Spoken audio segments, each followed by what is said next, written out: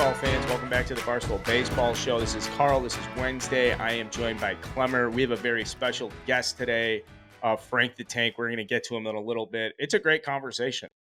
Yeah, it was fun. It's fun talking old school baseball, some 80s, 70s, even further back. Frank knows his stuff just as much as anybody. So I especially love talking old school baseball with him.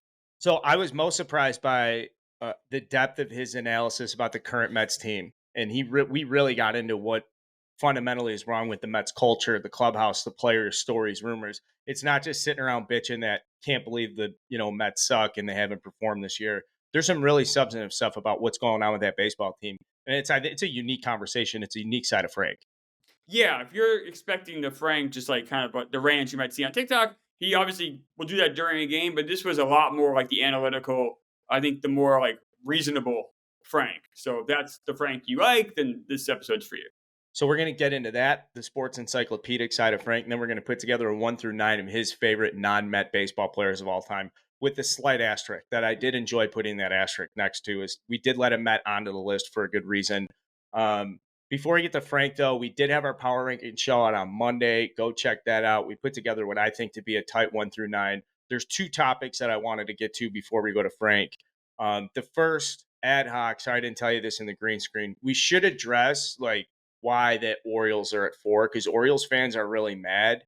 And I just think that through the course of the week that the Rangers had performed enough, and I don't think that the Orioles moving down 2 spots is that significant to get pissed off about. The ultimate hammer in the fucking coffin, or whatever the saying is the run differential. The nail in the coffin. Yeah, what's that from? NBA Jam. No. So NBA Jam, it's the greatest video game of all time. It's not nail in the coffin. It's not from NBA Jam, bro. No, but they say it in the game. That's what you said. What's that from? I was doing the. I've never heard him say it in NBA Jam. I thought I logged enough hours to recall that. I didn't. You got to play better. You probably you win by enough. They'd say it to you. The nail in the coffin. He's hitting up. So the Oriole fans are mad. All right. What do you want me to say? Like we have before. I felt like we talked about it pretty deeply on this show. I think everyone agrees the Orioles are a fantastic baseball team. And we said the top 5 teams in that graphic are by far the top 5 teams in baseball. So I don't know. Being mad about 4 or 2 to me is, as a Mets fan right now, I just don't want to hear it. Well, I wanted to put that out there and go back on record and circle back and touch on this, because there's a lot of people that say we're shitting on the Orioles or we're disrespecting the Orioles. And when they make their playoff run, I don't want it to. We're not saying the Orioles fucking suck. I love what top 5. We've been saying that for almost the entire season, that there's an entire class of baseball on its own, and there's everybody else who's doing their absolute best and clicking their heels and saying wishes to the fairy godmother that they can catch, fire at the right time. That was point number 1. Point number 2, we recorded the power rankings before the Wander Franco story came out. Obviously worth circling back, because he's now on the restricted list. He's not getting paid. He's off. MLB's investigating him for allegations of relationship with a minor. Yeah, so there's even some kind of dark developments. Monday night, it looks like there's another girl, 8th grader, that is also charged. I mean, that's what we're talking about here when we say 14. Like, it's just really disturbing stuff. Me, I always think that historical precedent. We have Felipe Vasquez, the closer for the Pirates. I believe he's still in jail. I hope so, at least. He's obviously played his last day in the major leagues. And then I go back to Louis Polonia. Louis Polonia, if you're younger, if you don't remember him, he was a outfielder, pretty important outfielder at a time. In fact, when the Yankees and A's traded Ricky Henderson, Louis Polonia was the big piece that the Yankees got back. That's how highly regarded Louis Polonia was. Well, that was '89, and that winter he was arrested and eventually imprisoned for, I believe, a month or 2 for statutory rape. And he ended up, because it was 1989, times were different. He never missed a game. He was not suspended at all. In fact, he played 12 more years in the majors, won 2 World Series rings. That just shows you how much things have changed from when I was a kid in the 80s to now, where luckily I think we see behavior like that now, and we have, I think, a much better reaction to it than we did when I was younger. What does this mean for the Rays? So if these allegations are true, then the Rays, have him on the suspended list right now, the restricted list, suspended list right now, excuse me. So he's not getting paid.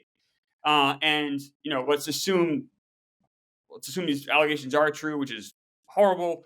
then I have to believe Wander Franco's played his last game for the Rays. Now, from a baseball perspective, that means that they won't need to pay him, and that money that they will be able to then use those resources on other players. But this is a huge, huge, huge impact. If you just once again, I'm not there's victims here. There's a crime. I'm not trying to but this is a baseball show. And from a baseball's perspective, this puts the Rays in a really bad spot. This is the best player on the team. This is obviously the franchise building block. This is in a second half that already was off to kind of a rough start since June. You mixed in this horrible. Oh, I don't even words for how horrible this is, especially if it's happening to multiple people. It's just multiple young girls. This is awful. What does this do from a baseball perspective? That locker room. If he is a piece of shit and you take him out of the clubhouse, I would imagine it brings the clubhouse together. This should make the Rays better if you remove him from a team bonding experience. Now, is that enough to offset the fact that he's one of the most talented middle infielders in the world? Probably not in the long run. He hits in the middle of the lineup. He's switch. He's nasty. He's a fucking unbelievable talent. And so from a baseball perspective, this tremendously sets the Rays back as much as anything, because he'd be out there every single day giving you tremendous value up the middle. So, and it's a horrible spot to lose him. Yeah, I mean he's a 5 WAR player already this season. So like you're losing, but I mean, and I am the first one to sometimes poo-poo the clubhouse stuff. But no, like this is real. Like this is, and there's been a lot of smoke about him for a while now. Remember, he was benched a while back for being "quote unquote" a bad teammate. You have to imagine some guys may have known about this. They may have been some of these guys in that clubhouse are fathers. It must have been very disturbing to have to go to work with just think about it. Any of us, we go to work. Imagine going to work with a guy that is a predator and have to put on your uniform and work with this guy and be a teammate with this guy. That's asking an awful lot of people to put that kind of compartmentalize. I can't even speak that in your back of your mind and still go to work. So I think removing that negative force would be a positive thing. And I think when we talk about this kind of stuff, the clubhouse stuff is very. I could use a vibe change. Let's get Frank on. Let's get Frank on. How's it going, everyone? How are we doing, guys? Little technical difficulties beforehand. I just want to do a vibe check before we get in. Everything okay over there, Frank? Yep. Do I need to turn on light and make it a little bit better lighting? I wouldn't hate it if you did, actually. This is up on YouTube. If you guys are watching on YouTube, please hit the subscribe button. Klemmer, this is an episode you and I have talked about for quite a while now. Yeah, I mean, look at those bobbleheads in the background. That says everything you need to know. This is why we got to have Frank on. Look at all those bobbleheads. This is a guy that loves baseball history just like I do. This is great. Yeah, and it's something I want to talk more about, Frank, today is actual baseball history and kind of his own personal interest. And I think we put together a 1 through 9 of his guys who he thinks played the game the right way, his favorite non-Mets of all time. Obviously, we are going to talk some Mets off the top, though. And just a collection and see where things go. These are probably two of the best baseball historians on the internet. And I want to start with you, Frank, because I know this has been an awful season as a baseball fan, but is there any part of you that takes any type of satisfaction in like the Steve Cohen recognition, the interaction with Alonso? Is there a personal thing that you've enjoyed this season as Mets players have gotten to know you as well as you've known them? No. This has been the most miserable baseball season I've ever experienced from the moment the World Baseball Classic began. Yeah, I guess so, Frank. Okay, so I'll push back a tiny bit. So I agree, Frank. This has been a disaster. Talk about most disappointing seasons in Mets history. I go to like 1991. I go to 2002. This is probably worse, right? This one, I remember 92, the worst team money can buy. The first of the trilogy. It's not as remembered as badly. I guess for some reason, Met fans blacked it out. But 2002 was also pretty bad. Yeah. And this year, the way they fell, and it's a team that looked like it quit early in the season. Yeah, they never had. Frank, I'll give you credit. You talked about it even in spring training. You're like, this team looks. There was a look to them that I noticed in spring training. It was just like there was this, and it started with the Edwin Diaz injury. that it's just like he just wiped everything out. And Starling Marte should not even play. Should not play another friggin' inning this year. Don't even think about letting him play again. They do with the groin, with the surgeries, with the headaches. Just shut him down and hope maybe he could bounce back to what he was last year.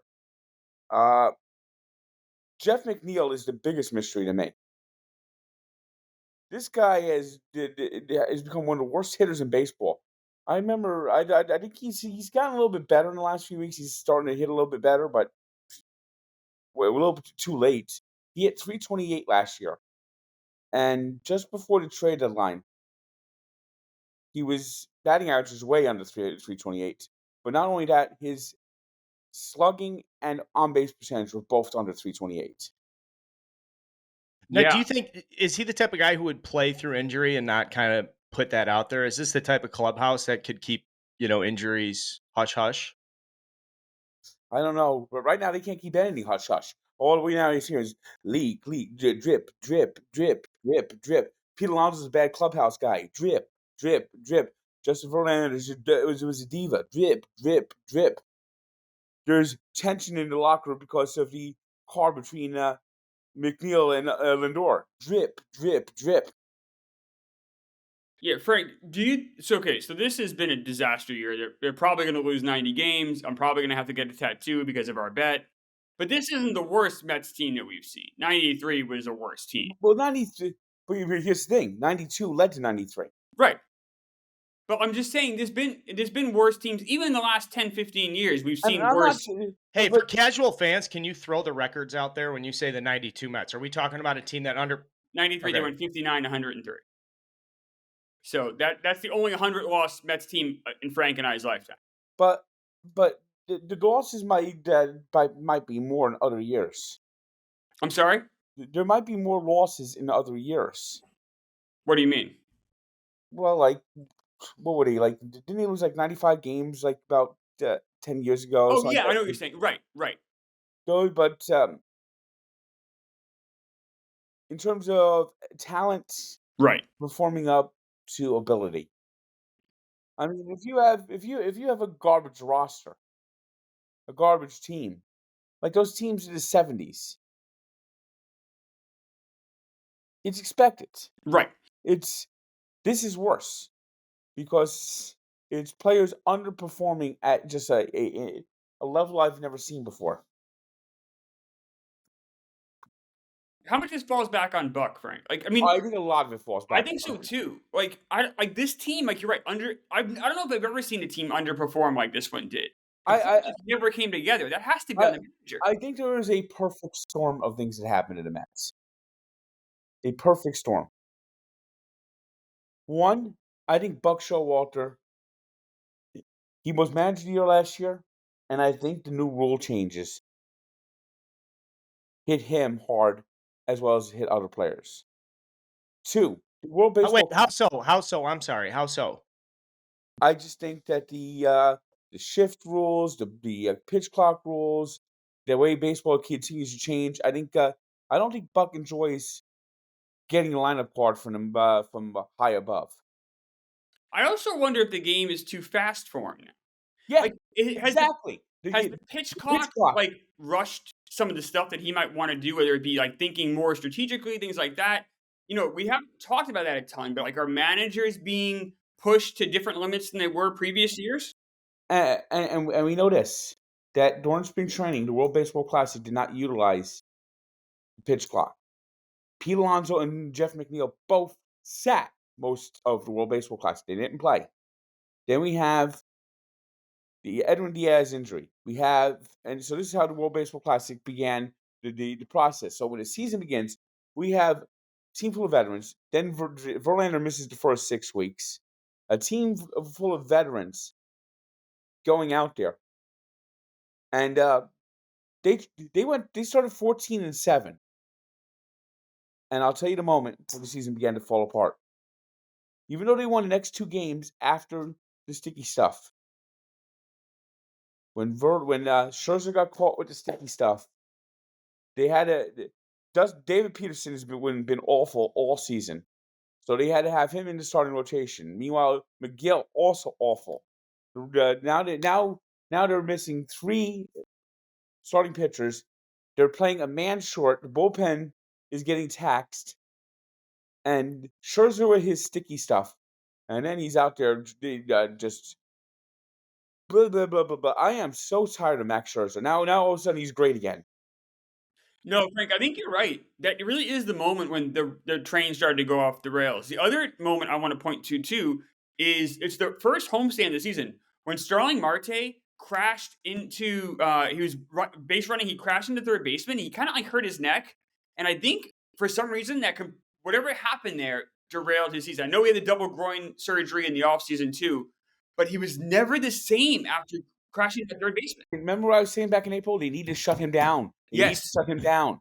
Yeah, he became instantly like worse overnight, and I don't know if it's a concussion. I don't know what it could be. He went a month without an extra base hit. Yeah, I mean, there's so many things wrong with this team. I guess the next question, Frank, I have for you as a Mets fan. Here's another thing that happened. They had that brief moment at the end of May where they had that emotional win against Tampa Bay. They swept the Guardians, including another big comeback win with the Pete Alonso Grand Slam. Right, I was there. Then Alvarez is doing the pump up, like jumping up and down. From what I understand, that right around the start of June, and and Phil Melchner put an article out how the Mets should need to rein in Pete Alonso because his vulgarity. Buck Showalter addressed Alonso right as June was beginning, and you could see like Pete Alonso just after that just looked like he was depressed. I think Buck Showalter basically took the spirit out of this team when he told Pete Alonso couldn't say fuck anymore. How do we fix this team for 2024, Frank? Like, what do we need to do moving forward? I mean, I know you lean more negative, but we have Cohen. Well, number one, I don't trust Billy Epper. I don't trust. He'll be gone. David Stearns will be the guy. Epler's gonna be kicked downstairs. That we all know that. So Epler is gone. I'm with you. I don't trust him either. Wait, Frank, have you heard that for sure? Buy into that rumor that Stearns is coming from Milwaukee, or is this news to you? No, I don't. I don't buy into it. I think we're still. I think Billy Epper is going to end up being having a bigger role. Well, that's a problem. Let's assume that Stearns will be in charge. If he is, then Epler's got. What else can we fix this team? We have 3 holes in the starting rotation that needs to be addressed. Well, this shit of not starting not contending in 2026 is not going to. No, that cannot be. That they cannot let that happen. I don't trust the player. I don't trust the players they got. They didn't get an A prospect. They got maybe C and D prospects. No, Frank, that's not fair. Acuna is an A prospect. Gilbert's an A prospect. Come on. I'd say one thing. Jeremiah Jackson. That's the one trade I can't believe that they pulled off. Me either. Like you said it best. You tweeted out, like, I can't believe we got a warm body for Dominic Leone. And it's like, me either. I thought he'd be DFA'd. And by the way, the Angels are as fucked up as the Mets. And why are they fucked up? Who fucked up the Angels? Oh, Billy Epler. Well, actually, they're worse. They're worse off than we are, Frank. Well, that's why you got to fire Billy Epler now, because if you continue to be this path, you're gonna be the Angels in 5 years. There's no silver lining. So Cody Senga has had a strong year. Alvarez has had a very good year. There is some silver linings. It's been a terrible season. I'm not going to diminish that at all. But here's the thing you got to do. You got to fire Buck. Buck's got to go. I agree. I don't think style of manager do you want then? I really liked your comment earlier about the changes in pitch clock. So would you guys tend and skew towards a younger manager, someone who just recently retired? Okay. Absolutely. I don't really want. I want someone who, if he's new, a new manager, never managed before, I want someone like a Joe Espada. Yeah, and I think to Frank's point, that's exactly what Cohen's going for. Cohen said before, This isn't the job. The Mets managerial job is not something like on the job training. Like it needs to be someone who at least has some experience, but a younger person. Uh, I think Carlos Beltran should be a bench coach. Cohen loves him. I don't think it's a crazy thing at all, Frank. Well, why Carlos Beltran's back in the organization, don't you? Why? Hall of Fame? Yeah. Yeah. That's the main reason he's back in all, and he's gonna put that Met. And you know what's gonna happen when he puts that Met plaque on in the hat? You're gonna see number 15 Oh, hanging yeah, up of next course, to and it should 24. be. Yeah, just so people don't know, people aren't Mets fans, Carlos Beltran, if you look at his career, it's almost evenly split between the Royals and Mets. And a big theory when Beltran became manager of the Mets is that they were trying to make it so Beltran would retire as a Met in the Hall of Fame. He'd have a Mets hat in his plaque. But to Frank's point, after this Astros scandal, Beltran was on the ballot last year. He did pretty well. He's definitely going to get in the Hall of Fame eventually. It may not be this year, but it'll be within 3 years. I agree. Is the stink of the scandal off enough for Beltran to get a manager job, you think? Bench coach first, like Frank said. Yeah, bench coach first, but then, a couple years down the road, people would forget about it. I don't understand why it's been so much of a change and with Eric Chavez still as bench coach, but their approach this year has been bad from number one. And number two, Brandon Nimmo's got to go back to what he was. He's not walking anymore. Yeah, he's not the problem though, Frank. He's had a OPS plus of 117. You're right. It's He's the on base it's the approach. 358. It's the approach of the whole team. I agree. So we agree that we need to fire Hefner. Hefner's got the whole He's coach. the pitching coach, by the way. People don't know. Jeremy Hefner. There's only one coach who I would want back retained. Who? Joey Cora. Okay. Oh, Joey Cora is a great coach. Joey Cora is a great third base coach. He actually, I have zero complaints with him. He does a great job sending runners, not holding. Joey Cora should be, and you bring in a spot. You bring him out with a Spada, Carlos Beltran. You got a.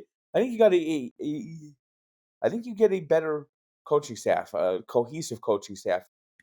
Buck Showalter has made some weird comments this year. Weird. The weirdest one is when he said he's proud of the players after they've been in like a terrible losing streak, playing terribly all year.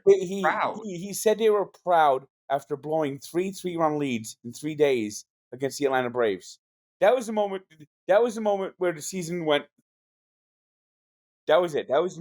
They never recovered from that.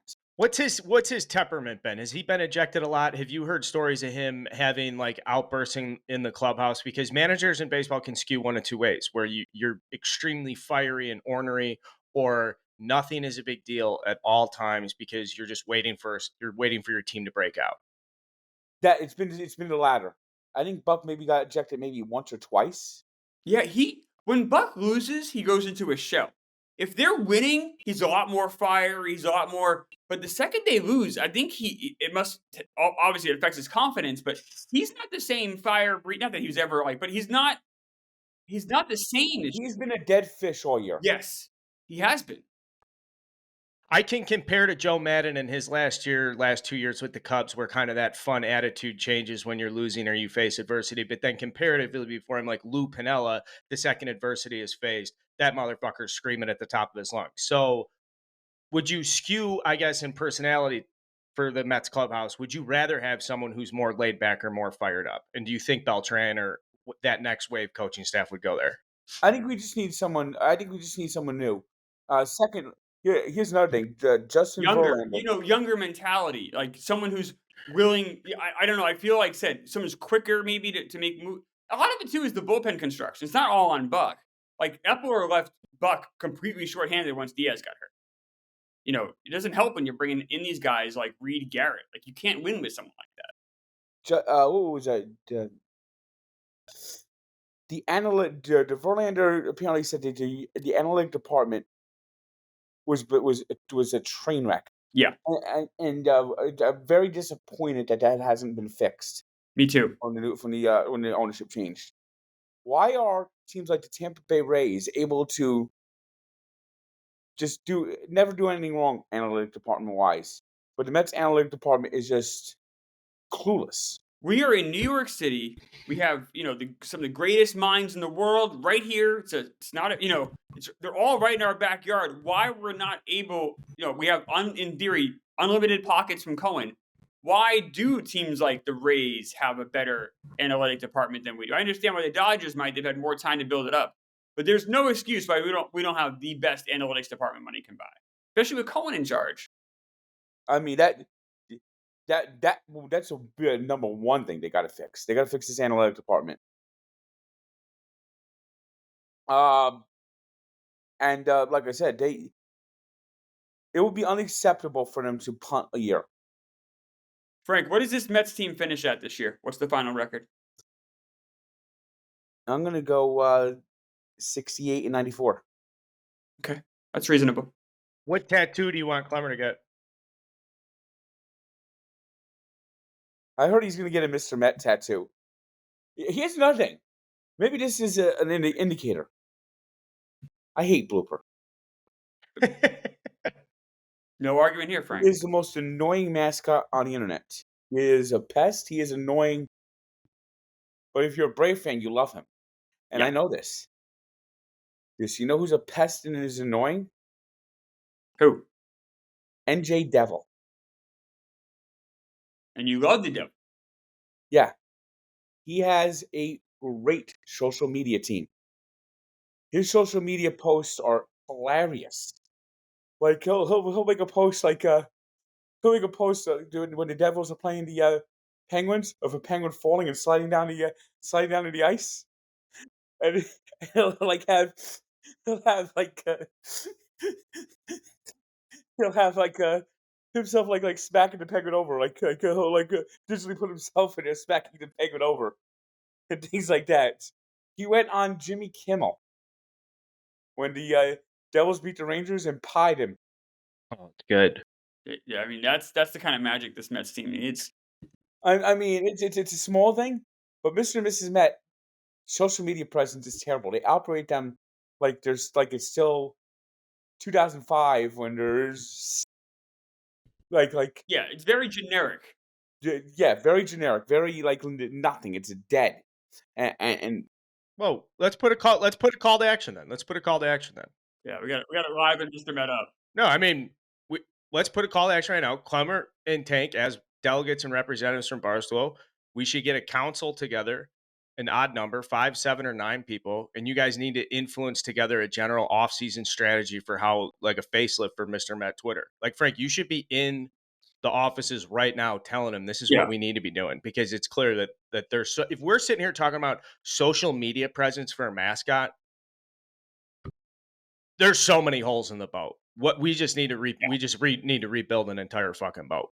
yeah, I mean that. I think it just goes to show, and I think that's an indicator of why the Mets analytic department is bad. It's just stuck in a past. I was looking for a report here that I can't find it, but it had ranked front offices by number of quantitative analytic employees that they employ. That's redundant. It was ranked by number of quantitative employees in the front office, and the Rays had 42. They were first. The Dodgers were next. They had in the mid 30s, and then the next team after that didn't have any more than 25, I believe. It was staggering how much more the Rays and the Dodgers had invested. Even the Houston Astros weren't up there. But that's a whole cultural thing, because if you've had success, when David Wright and Jose Reyes were playing for the Mets and people were investing in technology and in analytics at that time, I don't know if the culture around the Mets and the Wilpons was very cutting edge. I think it was more, what do we project in season ticket revenue? In fact, when Steve Cohen took over, they still had Windows 10 operating system on all the computers in the Mets offices. And you're not a Windows 10 guy?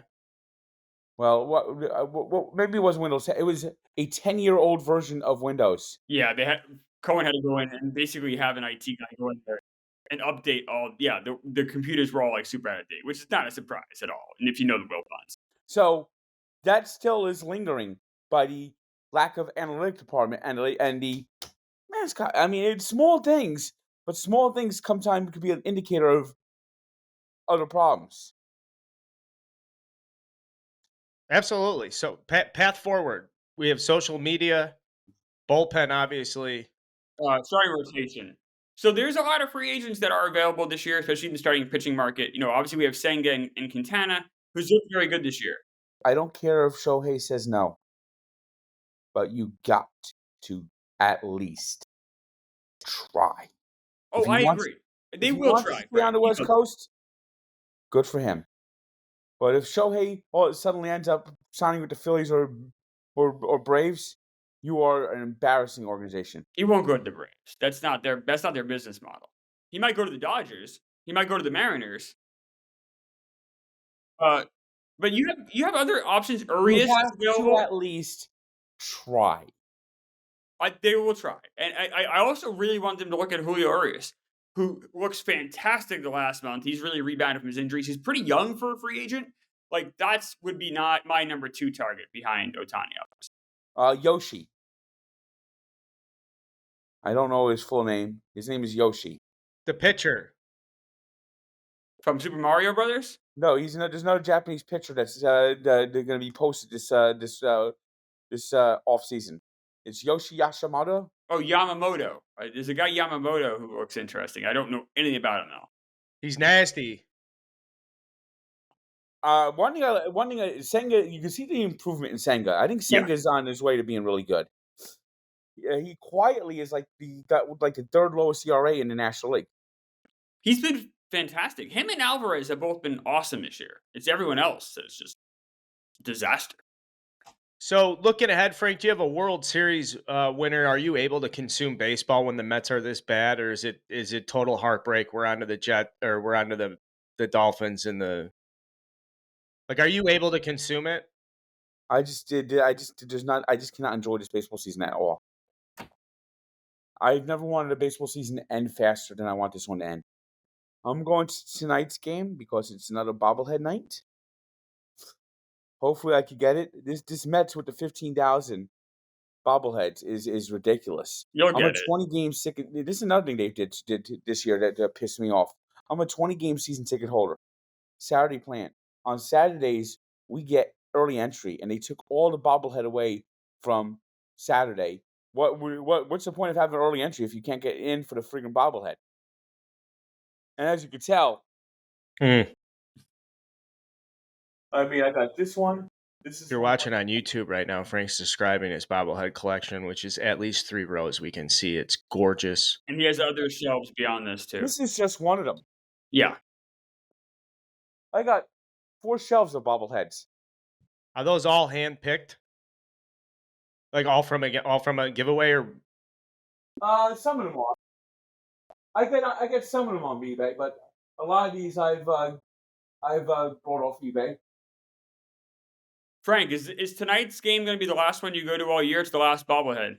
I'm gonna go to a few other games. I'm gonna go when the Angels come in, I think. Okay.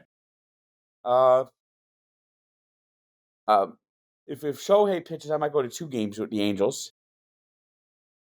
how bad would the Mets have to be for you not to go? How bad is bad? It's pretty close. Yeah, I It's mean, pretty close. I'll speak myself too. Like, I had tickets Sunday night. I didn't go. I have my godbrother here with me, Abe, and that's where we've been going. Friday night. What was I doing Friday night? Can't remember what I was doing Friday night. Sometimes you can't remember the next day. But I didn't really watch much of the game Friday. Saturday, the doubleheader. I think you went and saw Oppenheimer on Friday, Frank. Oh, that's right. Thank you for reminding me. I saw Oppenheimer on Friday night. Can I get a quick review? How was it? It's not the great classic that Jeff DeLoe said it was going to be. I think Dave nailed it right. It was a good movie. The way they jump around in the early part of the movie is like kind of confusing. But once it got on like one path, it was pretty good. A good story about the guy who basically built the nuclear weapon, the nuclear bomb, and how it alluded how just like he was felt kind of bad in his later years that he started this, and when they started talking about the H bomb, he was like just panicked that they wanted to even start to expand this beyond just that one atomic bomb that he developed.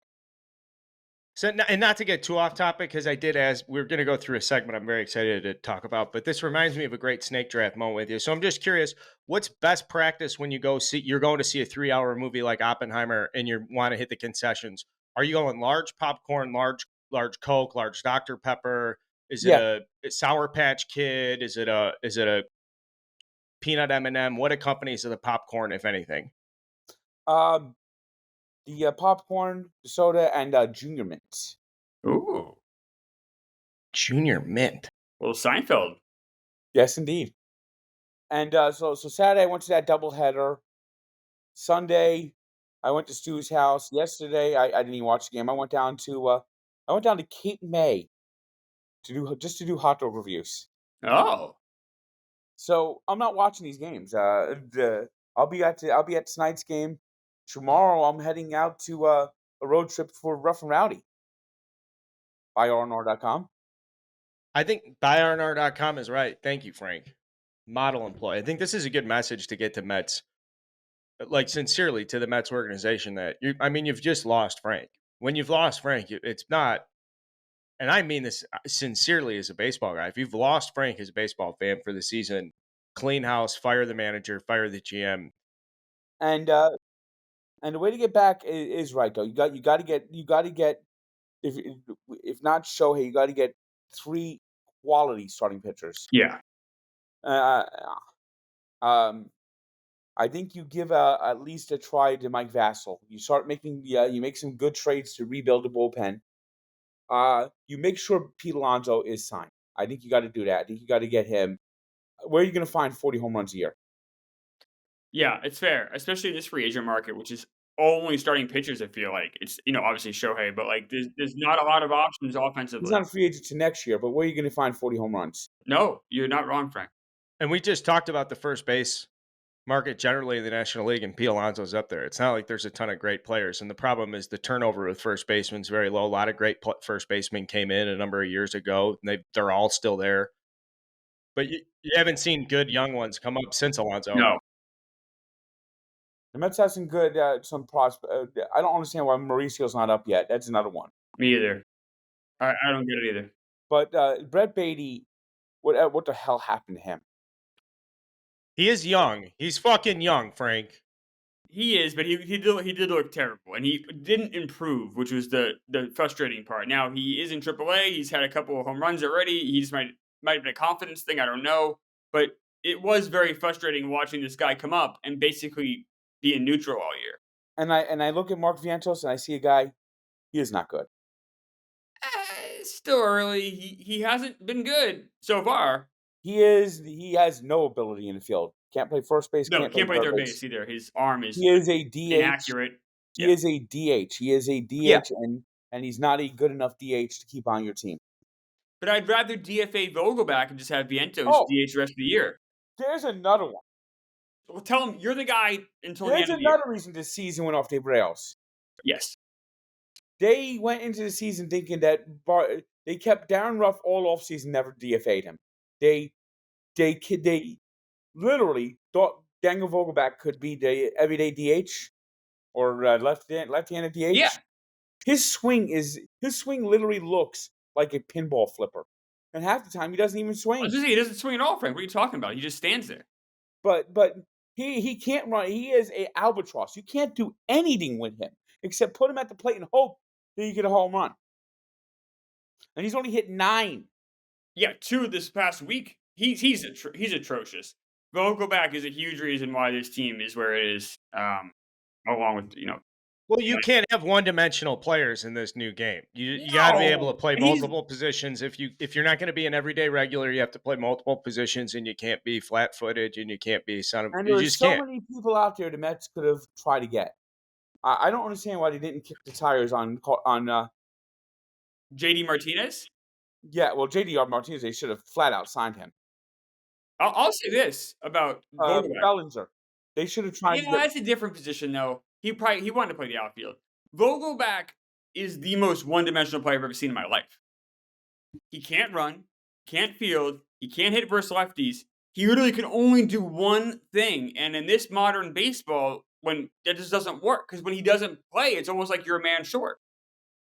I think it was a great acquisition last, I believe, was it trade deadline, and you're going into October, and maybe if he got hot, you needed a DH or something, and he matched up well against a righty in a very unique platoon position. He can be a 26th guy at the end of a season under the right circumstances. For a full season, if you're counting on that guy through 162 to put you in a position to be there, no, that's a bad play. Like I wouldn't count on Matt's. This is a really bad comparison, but all Matt Stairs could do was fucking pinch hit when it mattered. So I wouldn't be bringing Matt Stairs in April and relying on him in any capacity. But Matt Stairs had value in the It's a bad National League comparison. before the DH. Matt Stairs with the DH, I mean, now we have the DH. Vogelback has no value. Like, Matt Stairs would have had a lot less value in 2023 than he did in 2009. Yeah, that was a really bad comparison. It wasn't. No. If anything, it just shows you how the game has changed and how like these teams need to be aware of that. I don't think it's a bad comp at all. But it's just I think what happened with the Mets is basically the rule changes changed baseball overnight, and they just weren't ready for it. And because the lack of analytic department, because of how old the team was, yeah. because of how old the manager was, they had that injury that depleted the bullpen. You have diminishing stars throughout the team. Mark Canna, you He saw it was last fine, year. Frank. He did exactly what he was supposed to do. I'm not going to blame Canna. But no, But you could have brought in somebody else to To like supplant him. Yeah, you're right. to me. Mark Canna went from a guy who's a starting outfielder to a fourth outfielder this year, Yeah, and he was playing every day. They counted on him. and he was still one of the better hitters on the team, honestly. Which is not saying much, but I mean, the fam acquisition was okay, but it was very good. they needed someone else. They needed something else. They needed another bat, and they spent too much time with the Carlos Correa shit. Where do you rank Lindor against other MLB shortstops? I think he's in the middle of the pack. Would you Oh. rather have Dansby Swanson? Yes. No, Frank. Yes. Come on. Lindor is very good defensively. He had a play Saturday night that was sensational. I still believe in Lindor. I think he's a very good player. The 230 batting average is just not cutting it. What about Trey Turner? Would you rather have Trey Turner? Well, Trey Turner's had a bad season, but yeah, I think Trey Turner. I'd rather have him. I'd rather have Lindor. Long term, just because the defense is so good. I'm afraid that Turner's skill set's going to devolve quicker because he's so reliant on speed. Hey, let's keep talking about baseball players. I actually asked Frank to put this together. I think this would be super interesting because everyone knows Frank is a classic Mets fan. But when we first got introduced to Frank, it was through the Sports Encyclopedia. The website absolutely blew me away. The depth of your knowledge, particularly across Major League Baseball. And so this is no joke. I know you and Klemmer can go toe to toe when it comes to talking about any type of baseball player. We asked you to put together a 1 through 9, Frank, of players you love that are non-Mets. Just tap into that positive baseball fan and some of your favorite baseball players that never wore the Mets uniform. And I'm dying to see this side of you, and I'm just curious, like, who would be your favorite shortstop of all time? Well, my favorite shortstop. I mean, that's actually kind of a tough one.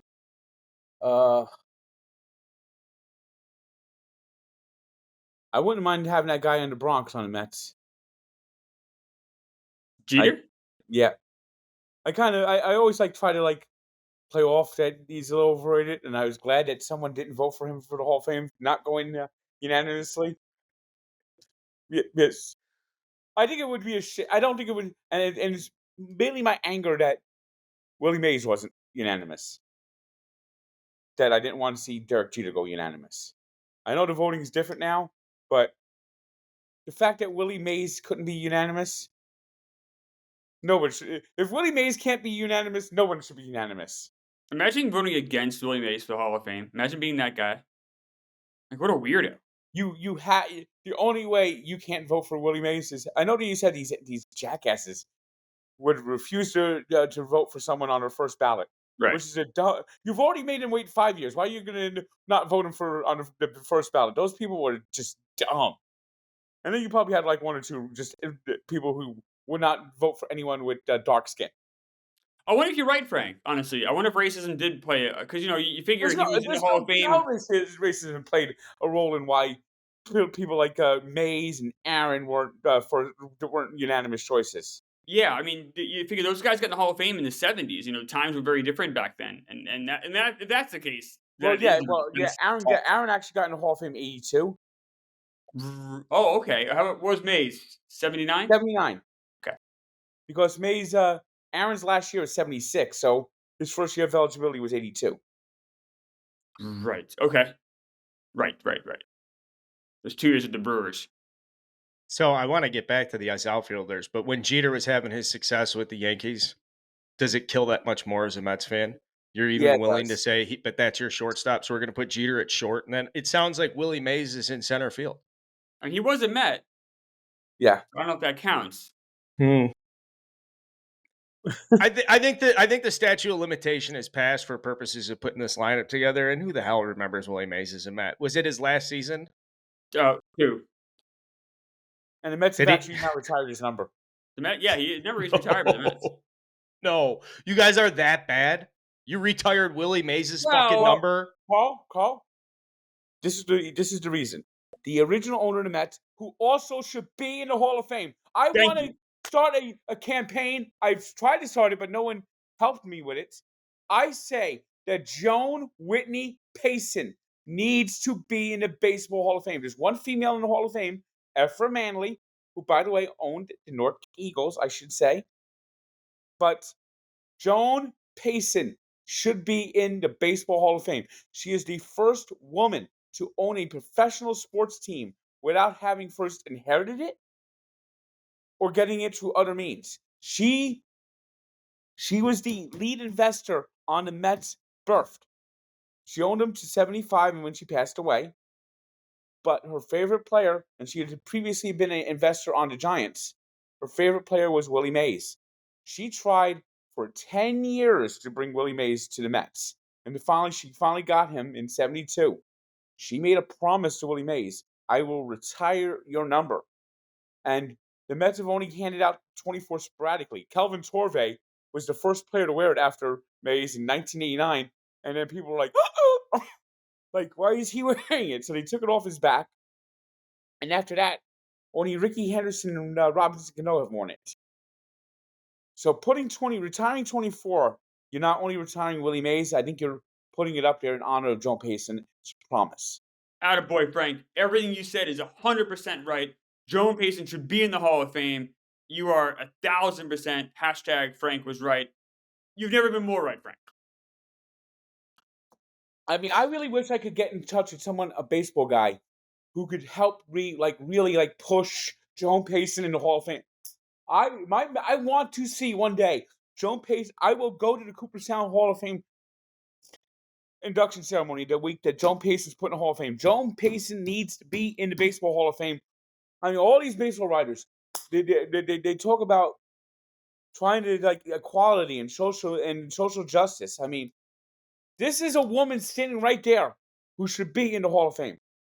She was the first, like Frank said, one of the initial investors with the Mets, the original owner, and then she was the owner when they won a World Series. Yes, 2 pennants.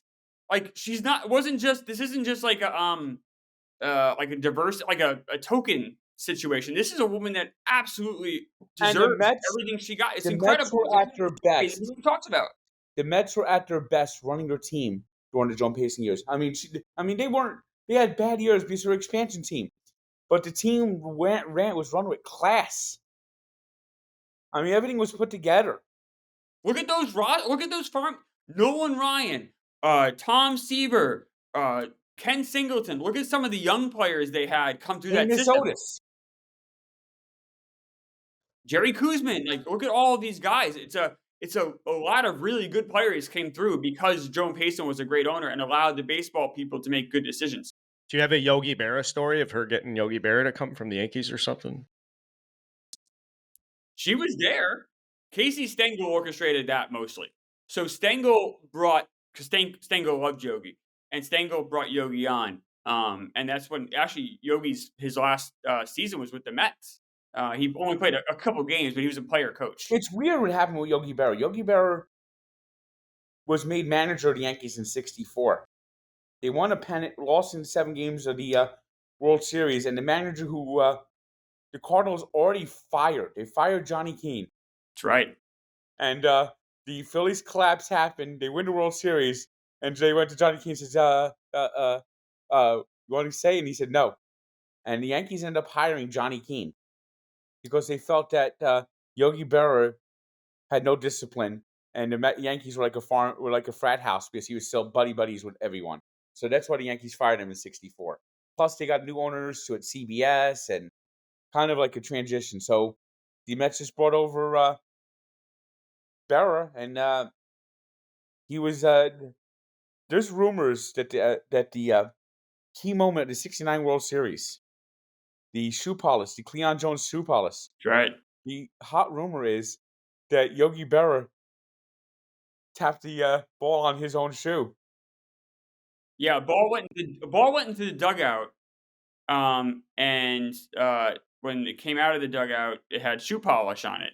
And that was what they said was a hit by a pitch. Is that what it was, Frank? Yeah, they said it hit Cleon Jones in the foot, and they brought out the ball with the shoe polish on it, showing that the to try to show proof that the ball hit him in the foot, and they gave him first base. Next batter hits a home run, and the comeback's on. But for a short time, no one knew where no one could see the ball, and it was in the Mets because it hit off his foot or hit off something and went in the dugout. And there's rumors that Yogi Berra got the ball, wiped it on, and said, "See, it hit Cleon Jones' foot." And it did. It changed. It was a huge turning point in the '69 World Series. Yeah, A good old fashioned anything back then. I mean, before cameras could catch anything, the gamesmanship across baseball. They'd say John McGraw, when he was managing the New York Giants, would teach his players to cut off from second through third base so they could score home. They would run on a diagonal. So as soon as the home plate umpire went out to run out in the infield, the players would just cut across the infield as soon as they ran behind the umpire. Okay, can we round out our outfield quickly? I have a shortstop from Frank and Derek Jeter. We've got Willie Mays in the outfield. I'm gonna go another Yankee. I'm gonna go another Yankee in the outfield, who is a personal favorite of mine, Dave Winfield. Oh, I had no problem with that at all, Frank. That's a great one. Great I guy. love Dave Winfield. Incredible. When I was 10, playing wiffle ball in the backyard, I swung the bat like Dave Winfield. He was. So He should have been a lifelong Padre. Like, they fucked that up. Because, I mean, he was so talented and so great. Obviously, I know why he went to the Yankees. I understand free agency was new. Owners didn't know how to deal with it. Steinbrenner did. But man, oh man. Imagine he spent his whole career with them. They caught the Kroc family with their pants down. Yeah, oh, they did. Big Kroc. He couldn't adapt to free agency. I'm gonna go move over to second base for a second. Craig Biggio. I loved Craig Biggio. You know, he's 6th all-time in doubles, I think. It's a crazy stat. Like, people don't give enough credit for the power that he had. It wasn't, it's more than just home runs power. Well, doubles is unique too because almost every major league hitter is capable of hitting a double. You know, you home runs, you're skewing out a talent pool and you're starting to specialize. But when it comes to hitting doubles, everybody's eligible, and there's how many tens of thousands. I like double hitters. Me too, Frank. Another player who I would also like, besides Jeter, maybe a shortstop, maybe we can move. He played third base in his career, is definitely Cal Ripken. Yeah. And there was a rumor the Mets were almost going to get him in '88. Really? Yes. That would have been wild. The Orioles started '88 0-21. Yes. They fired Cal Ripken Sr. Cal Ripken was pissed. He His was. father got fired early in the season. I mean, they started 0-21, and they fired him 6 games into the season. That's right. And Cal Ripken was pissed. He was coming close to his free agent year. And there was rumors that he was going to be traded. And the rumor was it was going to be David West, Howard Johnson, but the Mets were reluctant to give up Greg Jeffries in the deal. Oh. And the deal didn't happen. Greg Jeffries' fingerprints are on so many, like, negative Mets things. It's just for, like They literally thought Greg Jeffries was going to be God's gift to baseball, and so did he. Who do you have as your first baseman? First baseman's a tough one. The Mets have always had good first basemen that I never really was like wanting somebody. I don't know if this counts, but I wish we had Overroot for longer. Oh Like, definitely. give me Overroot's whole career with the Mets. That would have been great. We only got 3 years. I would have liked Mattingly when he was the hitman, the top first baseman, but even then, he was going up against Keith Hernandez, and Keith Hernandez was my guy. Keith Hernandez was probably one of my favorite players, so it was always like I like Keith Hernandez too much to like down Mattingly, and it was, Hernandez, we had Rico Brogna, John Olerud.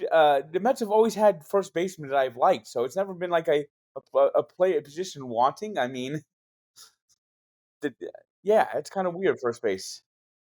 Yeah, is that because so go back to when Keith Hernandez got traded from the Cardinals?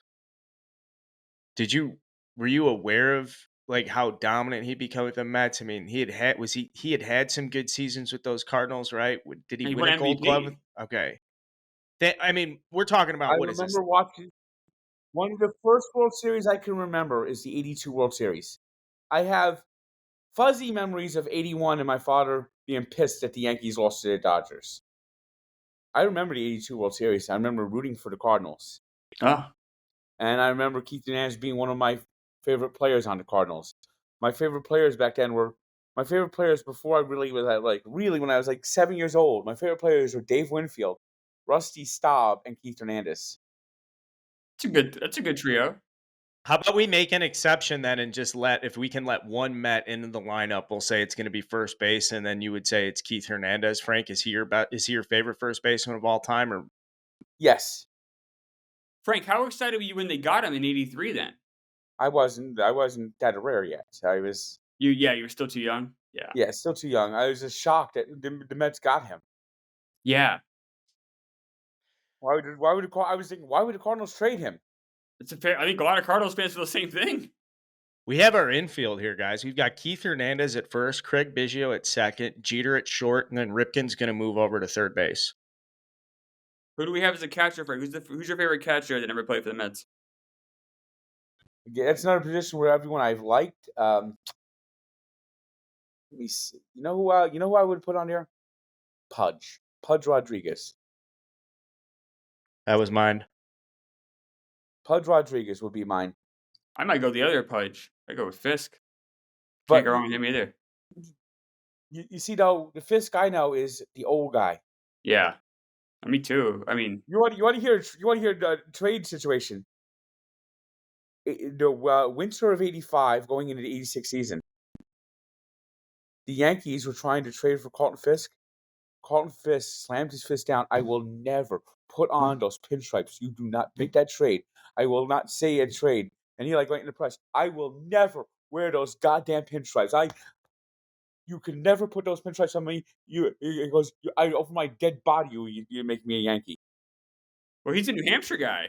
Yeah. So and he played with the Red Sox obviously for a decade. So yeah, he wasn't going to be a Yankee. Yeah, he made out just, and the Yankees are really trying to get him, and they were publicly trying to get him. It was like, and then they ended up making that Britt Burns trade, which is probably one of the worst trades in Yankee history. The Yankees, the Yankees had a lot of prospects. Now, not a lot. They didn't really pan out. Dan Pasqua was probably the best player in the deal, and they ended up getting Joe Skinner from the White Sox, and not Carlton Fisk. They got Ron Kittle. It was like a 15-player trade, and they got Britt Burns, who the Yankees were going to try to make their next ace. He showed up to spring training and had a degenerative hip condition and never pitched again. Oh, I thought Ron Kittle had a brief resurgence with the Yankees after winning Rookie of the he Year had with the some White moments, Sox. but yeah, I mean, it wasn't what they expected. Ron Kittle just kept going back to the White Sox. Yeah. Yes, he was friends with Roland Heeman. All right. let's get one more outfielder and a starting pitcher. You have Willie Mays in center. You have Dave Winfield in right. I mean, there's chalk left field there, but I'm thinking a center fielder, but we can move him to left. Yep, Kirby Puckett. it's a great pick. Shout out Gary, Indiana. What'd you love about him? He always played with a spirit and energy, and then he always got the big clutch hits.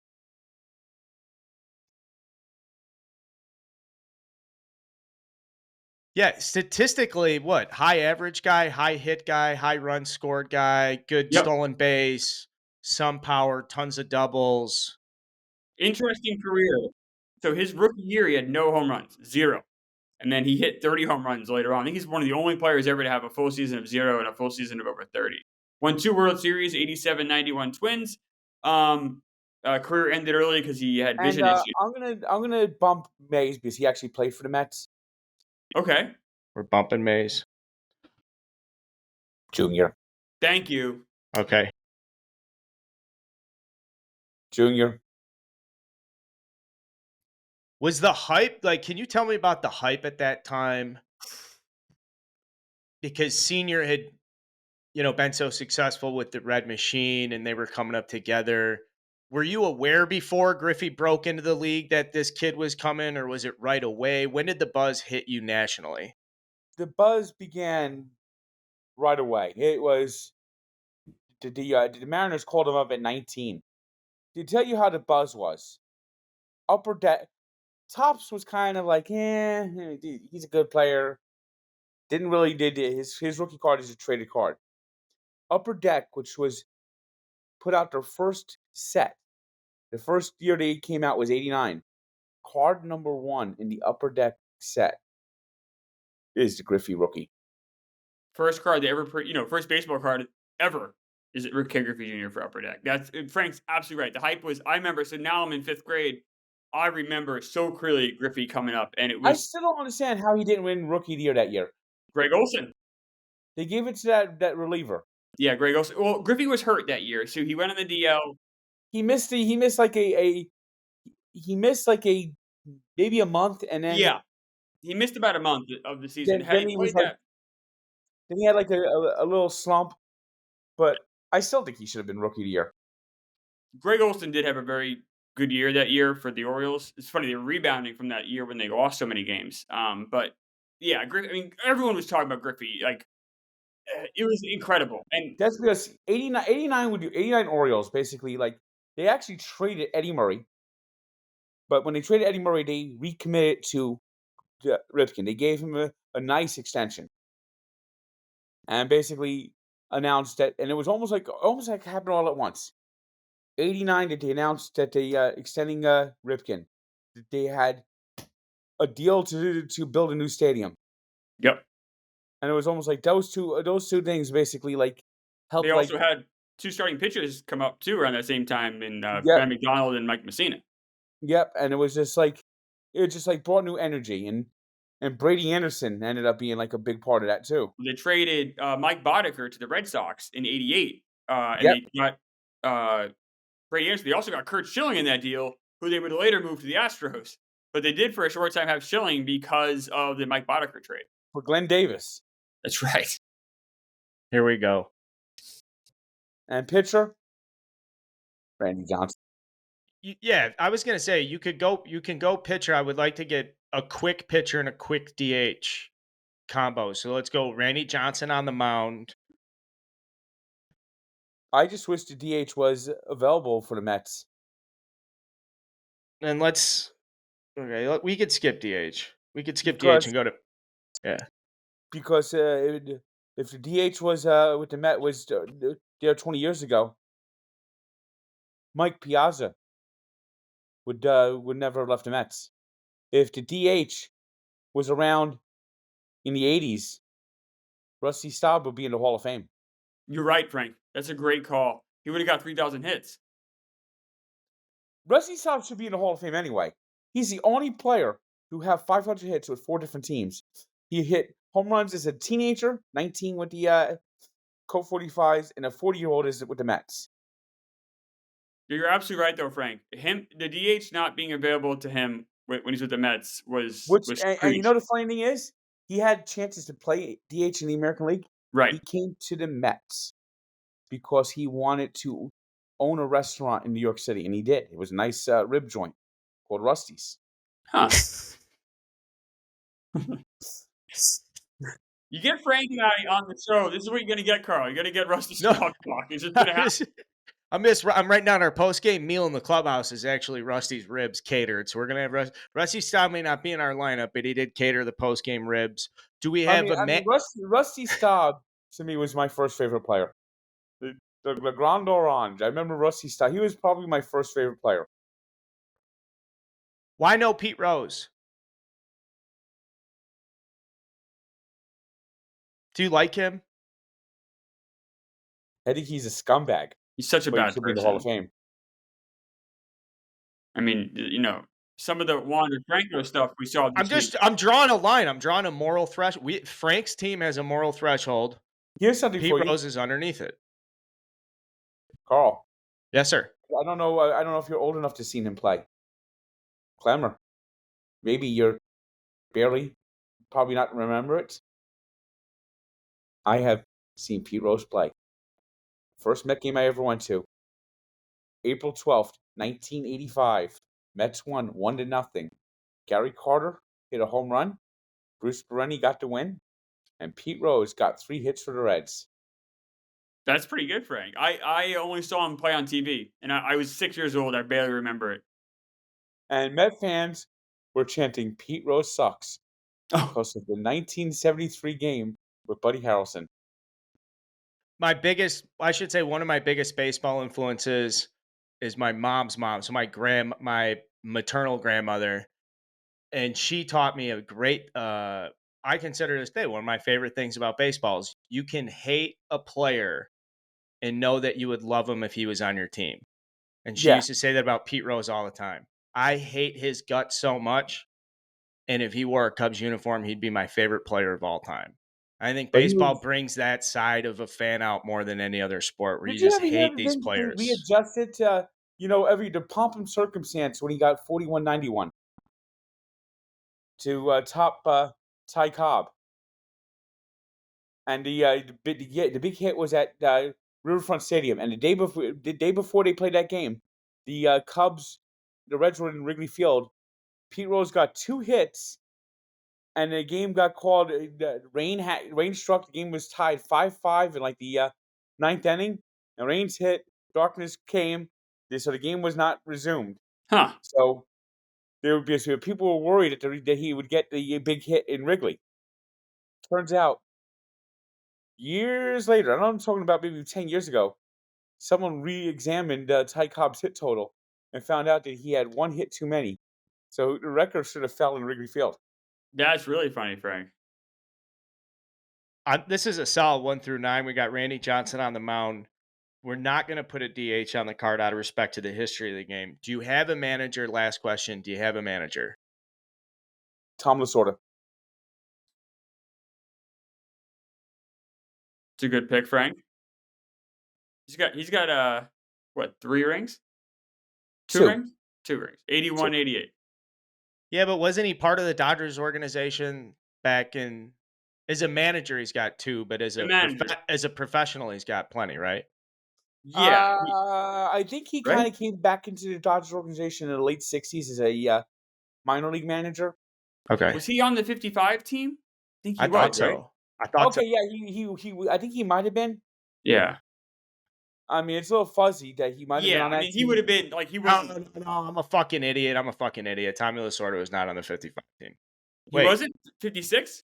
No, they sent him down in the minors. Yeah, he was. He was on the. He was. He only pitched. Right. I mean, pitched 9 innings, 4 innings, and actually, yeah. I mean, he would play for them every now and then, but then they would send down to the minors. They sent him down at one point for Sandy Koufax. Yes. They sent him down. They called Koufax up. Right. As a manager, he was such a motivator, and he would instill such confidence in his players. Or he also had that burn, that fire, And then he became like a coach on the team. He was a manager, like, and he managed these players, like, this core of players, and it was Say, Garvey, who I just met recently, Buckner, all of every Reggie level, Bobby Smith. Valentine, Yep. and he managed him. So they had him managing him single A, and he took him, managed him in triple A, and they made him a third base coach, and then he became the heir apparent to Walter Austin, who was there for 20 years. How many rings did Austin win? 55, 59, 63, 63, 65, 4. 4. It's pretty good. Because Austin was a manager of the Dodgers from 54 to 76. Right. Right. 76? That long, right? Yeah. Jesus. So And Lasorda's first full season, they went to the World Series. what's weird is he actually no. I think he was there. 54 was his first full season. No, Lasorda's first full season. Oh, yeah. Because it's kind of weird. I think Walter Austin retired with like a week left in the season, Right. and Lasorda took over the last week of the season and was the manager because he was always the heir apparent. And then 77 to go to the World Series, 78 to go to the World Series. So what a start for Lasorda if you think about it in that perspective. Yeah, for the 3 of his first 5 years, Dodgers went to the World Series. Right.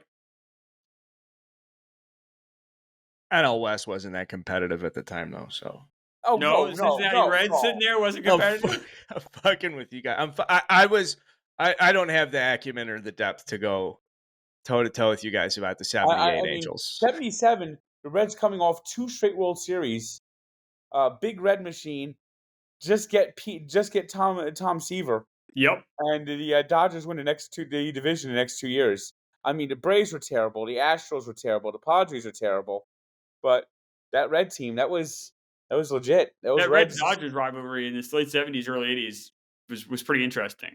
And the Reds fell apart in 82. But. And the Giants weren't very good, but you had 2 really good. You had 2 monsters, and the rest of the team was like that the 3-headed dragon meme. Are you satisfied with these rule changes, Frank? Do you like the direction baseball's headed? I like the pitch clock. Even though it helped the Mets out, I think it's helped the game out. Especially going to games, it's much better going to games. They going to a baseball game and sitting there for 4 hours was unacceptable. And it was all because, and you didn't need it 30 years ago. This didn't happen 30 years ago. 30 years ago, they stood in the plate. They threw the ball. I mean, I went to a Met game one time, 2002, against the Dodgers. The Mets are just stinking it up. They're like in a 13-game losing streak. It's 97 degrees. The humidity is like 90%. Tommy Agee's being put in the Mets Hall of Fame posthumously, and Steve Trachtel's on the mound. Oh God! And he was standing on the mound, thinking about life, relativity.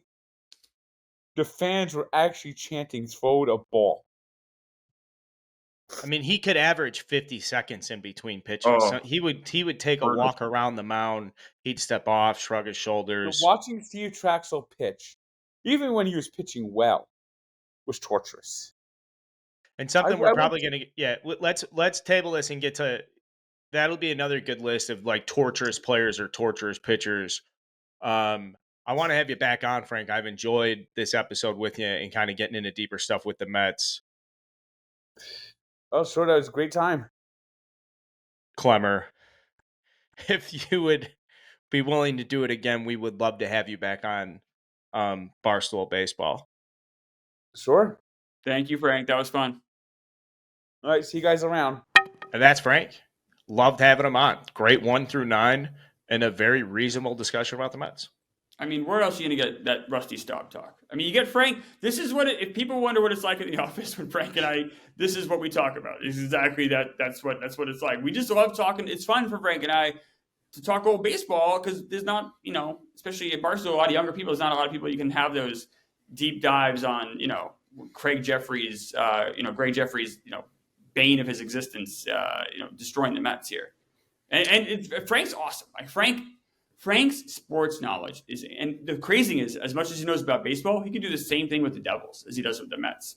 His mind is incredible, and he doesn't get enough. Everyone sees the rants, and it's fun. I get it, but there's a really interesting mind behind those rants, and there's a guy that knows an awful lot of sports stuff. He really does. And check out, he does the blogs every day on this date. And everyone's interesting. He writes those every day. And Frank knows as much about sports as anyone I've ever met. See, it's interesting you bring that up because I was reminding myself during that conversation, like, oh, this guy is behind some legendary rants. Most of the time he's biting his shirt and stuff. But as we're sitting here talking through the Mets, I learned a lot about the Mets. And I don't mean no disrespect to you about that. I'm just saying that he was deep and thorough in a number of categories. We're talking about fucking Mr. and Mrs. Met on social media, and he's not doing it as a joke or a bit. Like, he's actually deeply considering so many different aspects of an organization. No, Frank's incredible. And Frank, like I said, Frank doesn't get enough respect for what the stuff he does know. Like, he really, his depth of knowledge never ceases to surprise me. He knows more about the Mets than I do. Full stop. Like he just does. And it's really fun going back and forth with him. He is amazing, and that's why I enjoy his company so much. That's why, like, when we had that car trip to Miami and back, that's what we just did that hour. It was that times 40 hours. There's something I want to do based on this conversation. I don't know if it's called action for the audience. I'm trying to think of how I can clip this and put this out, but we should make a movement, and we should get Frank as the face behind it to get Joan Payson. Yeah. We got to get Joan Payson in the Hall of Fame, and we have to get at least a campaign off the ground. And you can be I know we have this thing going on about like President of New York. Fucking, you really want to run a campaign? You want to be a campaign manager? Be a campaign manager on getting Joan Payson in the Hall of Fame and get Frank to be the face behind it. He's one of the most popular people on social media right now, period. Full stop. Full fucking stop. So, like, he can actually get buzz where people are like, what? Why is this guy so mad about why is every single time he's like, I'm done with the Mets this year. All I care about is Joan Payson Hall of Fame candidacy. I want people to start fucking talking about it. We should do that. Why not? Why the fuck not? I don't know. I would absolutely support that. Joan Payson should absolutely be in the Hall of Fame. Frank is 1,000% right. And he can do the introductory speech at Cooperstown. We'll pack the fucking place. We'll make it huge. Why not? That would be incredible.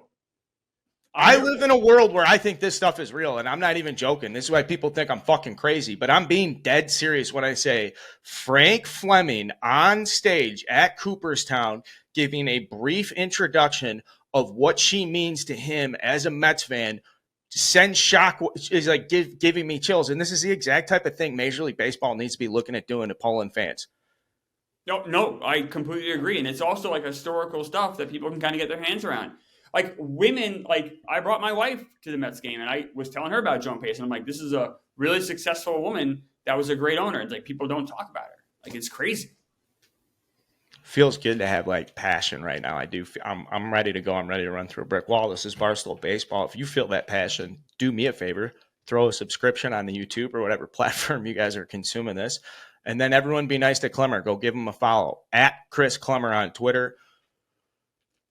Guy knows his stuff. I appreciate you very much for coming on today.